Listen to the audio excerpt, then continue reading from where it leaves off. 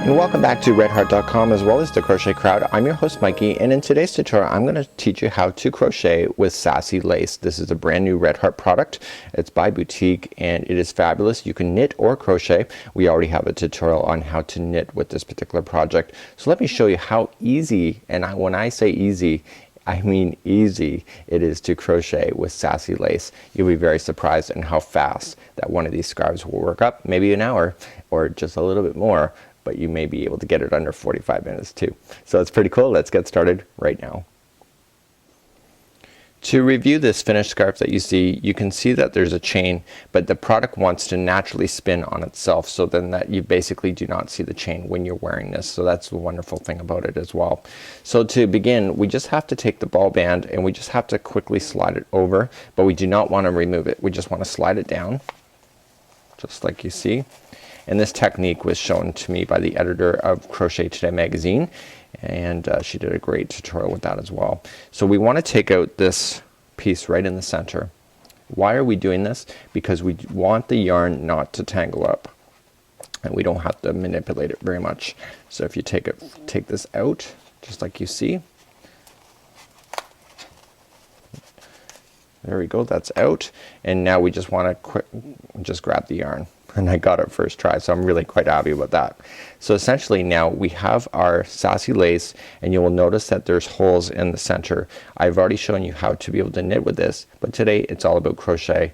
And you can see that this particular sample here, all of the lace products are finished edges, so you don't have to worry about fraying or anything crazy like that. So in order to figure out your crochet hook, I'm using a size J or 6.0 millimeter. You just need a crochet hook that fits into that hole. So if you have one smaller, if you, that fits in, it'll fit too. This hole basically judges the gauge of your project, so it's really not the hook. So let's begin. I'm going to show you how to start. Okay, to begin we're just going to go to the very first hole and come from back to front just like you see. And now we want to have a total of 5 of these on our hook before we continue. So we come from the back and go into the front. So that's 2. So back to front 3, back to front 4, and back to front 5 just like you see. So now you have a total of 5 loops on your hook. So essentially now you want to come to the very next one. I'm just pulling out some more yarn and come to the next one, and this time we're gonna go from front to back just like you see. I'm gonna pinch everything that you see here, and I'm gonna pull that loop through everything. See how easy that was? No camera tricks, not a professional. Well, maybe I am, but it really is that easy to go through.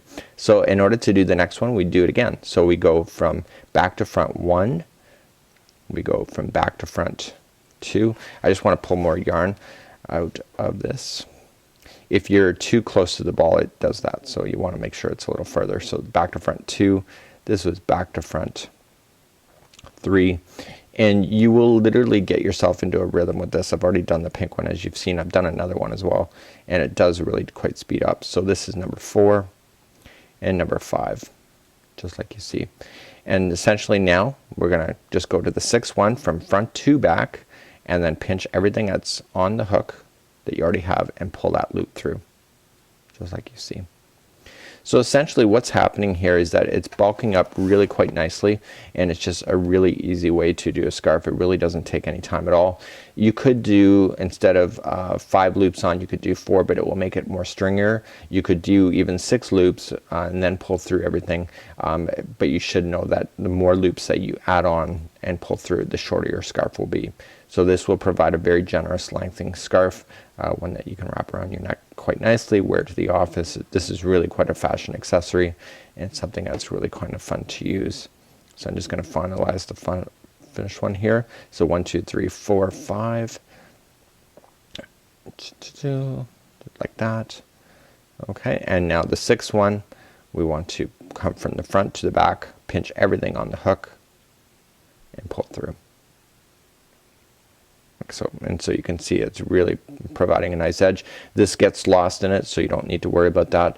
But how do you finish this project? You simply just have to just leave about 3 inches on, so you want to keep your counts consistent. So just grab your scissors and cut your yarn, And if you've ever wanted to make it wider too, or longer, you can also add more yarn as well. You're just gonna take everything, wrap it around your hook, and just, it is lace, so you just want to kind of just pull it through that loop, just enough to get it through like this. Don't use your hook and pull it through, because you'll pull all the lace strings. So just using your hands, just pulling it through.